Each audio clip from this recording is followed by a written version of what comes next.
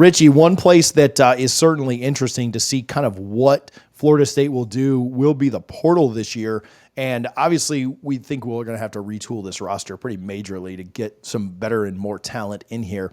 And I wonder kind of what that job is going to be for the Battles End and others that have to kind of foot that bill. But one position that I want to talk about specifically, and a quarterback that has been named a little bit, we'll talk about in a moment. But what are your thoughts on what Florida State does at the quarterback position in the portal? Obviously, Brock and Luke, it's hard to judge a lot of what their success or play has been just because everybody around them is so bad too. If you put Brock or Luke on last year's roster, probably looks a lot better. In fact, one of those quarterbacks won a ACC championship with last year's roster. And so what do you think, it would surprise me if both those guys are on the roster when spring comes around.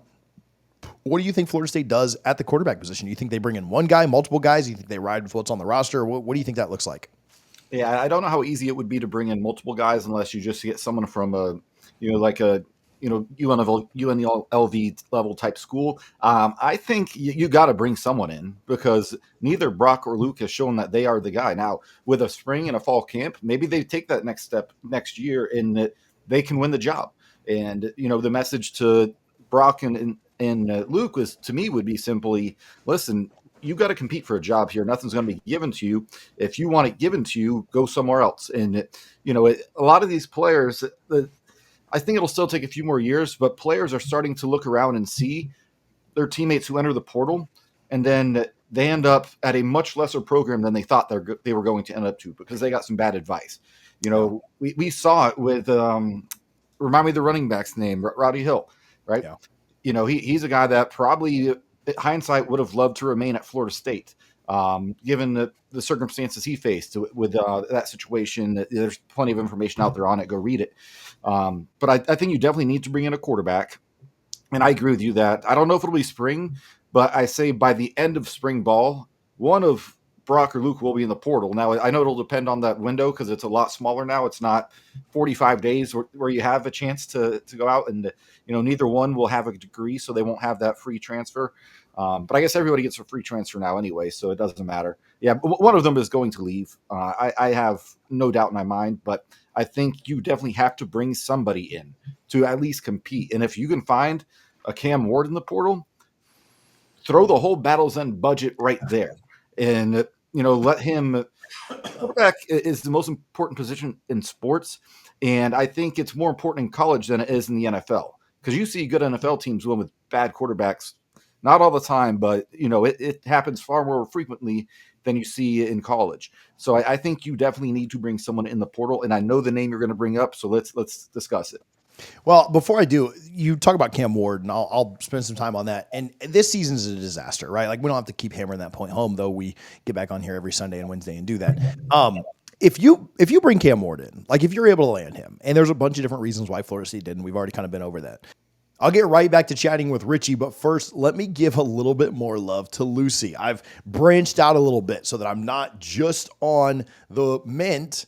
I've also got the wintergreen as well. And the wintergreen I actually got in the 8 milligrams, which if you're not ready, maybe just start with the 4s. If you need a little extra bump, a little bit of an extra kick, get your 8s and try them today. Our newest partner, we've recently told you about Lucy a ton. And like I told you last week, I tried some other products when I ran out. And what did I do outside of that? I said, no way. I ordered 2 different sleeves. I put one of them on a subscription so that I could continue to save money monthly. I'm not just getting this for free. I legitimately ordered this myself because I could not take the trash that other products and other people that you get at the gas station put out. Lucy is not owned by Big Tobacco. They're also tobacco free. You should certainly give them a try. If you want to level up your nicotine game, you can go to lucy.co/DFNS. You can also use the code DFNS to get 20% off your first order. They offer free shipping. They have a 30-day refund policy. If you hate it or you change your mind, send it back and they'll send you your money back. There is no risk at all. Try them today. If you don't like it, send it back. They will take care of you. The fine print, here it comes. Lucy products are only for adults of legal age. Every order is age verified. Warning, this product does contain nicotine, and nicotine is an addictive chemical. But you're definitely beating Georgia Tech. You're definitely beating, I think you beat Boston College too. I think you beat Memphis, and then you ended up beating Cal anyway. So, you still start 4-0, right? And it's a fake 4-0, right? Like it's not a real 4-0. But man, who knows what that does to your team going forward, right? You were down by what, 2 against SMU at halftime. Maybe things aren't as disastrous there, but let's say you still lose that, right? Let's say you still lose to Clemson, which I'm not going to say that that's like a for sure thing, but like with Cam Ward, like you're probably 4-2 at worst, and you Yeah. very likely beat Duke, right? And you're 5-2, and then with Cam Ward again, you may end up losing to Miami. With Miami without Cam Ward, I mean that's probably a different team Yeah. too. But let's say you lose that one, right? 5-3, you probably beat North Carolina at home. Maybe you lose that anyway. Obviously, that ended up snowballing and being a blowout. But 6-3, you lose to Notre Dame 6-4, and then what do you have down the stretch? Well, you beat Charleston Southern to get to 7-4, and I think you're in the Florida game. I'm not going to say you're a sure winner there, but I think you got a pretty good chance to beat Florida. And so you're looking at, I think. And that's counting SMU as a loss, a game you were very much in, counting Clemson as a loss, a game you were very much in. And, Miami, who knows there. But I think worst case, you're probably 8-4. Like Cam Ward is probably good for 6 wins on this team. I know that's crazy, but like, I don't think that's crazy, right? So like getting it right at the quarterback position does make a massive, massive difference. At worst, I think you're 7-5. I think at worst you lose to Florida, Miami, Notre Dame, Clemson, and SMU, right? All ranked teams, all teams that still would be tough. But 7-5 right now would feel a whole lot better than what is 1-9 and likely going to be 2-10 at the end of the year. And so, yeah, you mentioned Ward, like getting it right at the quarterback position. And I don't know if there's going to be a quarterback like that, like a Heisman type quarterback in the portal or not. But even just an above average type quarterback would certainly have, if you'd have gotten Will Howard, who was at Kansas State, or if you'd have gotten, the kid who transferred up there to Fran Brown and Syracuse and them. I forget, he was at Ohio State last year. That I don't think that would be 6 wins better, right? Getting to 7-5 or 8-4. But I do think that it would be quite a bit better than what you got this year. And so, yeah, I agree. I mean, it's got to be better. So, yeah, the quarterback's name that everybody's talking about or has entered the portal, and so that's kind of an easy one to kind of transition to, is Thomas Castellanos at Boston College, a kid that has lit Florida State up both times that he played us, but then outside of those games has been pretty meh and got benched and then ended up quitting his team. Some reports out that maybe he didn't quit the team. Some rumors of there's 2 sides to every story. I spoke with somebody, specifically at Boston College and had them on the national show, and doesn't really buy the fact that he didn't quit the team. At the end of the day, whether he quit for good reasons, bad reasons, whatever, he did leave. So wasn't dismissed or anything like that. So just thoughts on him in general, and then anybody else out there that you kind of have your eye on or mind on. I mean, he's a guy that I wouldn't mind bringing in, but he's not a guy like DJ. When you brought him in, he knew he was going to be the starter. There was a competition during camp. There was no chance he was not going to be the starter, and he was well aware of that. You would have to make it crystal clear to him. You will have to earn your playing time here. You're not going to be guaranteed a starting job. In fact, I'm bringing somebody else in because I do think Florida State should bring 2 portal guys in unless you get a Cam Ward type level player, which there's only 1 or 2 of those a year. And sometimes you don't even know how they're going to work out, because while everyone knew he was extremely talented, he was a turnover machine at his last stop, and he's done a slightly better job of that at Miami. So, yeah, with Castellanos, a lot of Florida State fans are going to say, oh, absolutely, because they remember last year's game, right, where he just had the game of his life. That's not who you're getting on a week-to-week basis. But, I think having an athletic mobile quarterback like that who does have an arm, if Mike Norvell thinks he can coach him up between the spring and the fall camp, then he's worth taking a flyer on, because guess what? We're going to have roster spots available. It's going to go into spring camp probably down 20 roster spots, maybe more. And so I wouldn't be too mad at it. I don't like the fact that, like you said, there's 2 sides to every story. Did he quit on his team? Did he not? I don't know the story. I'm not going to speak for the kid. If he just straight up said, you bench me, fine, I'm done, then, finish out the season, because the portal's not open right now. And you can have, we're in the era of college football that's very similar to the NFL. There are reports of players who plan to enter the portal. You can get your name out there while still finishing the season with your current team. And the second your name goes live in that portal, your phone is going to be blowing up if you're worth calling.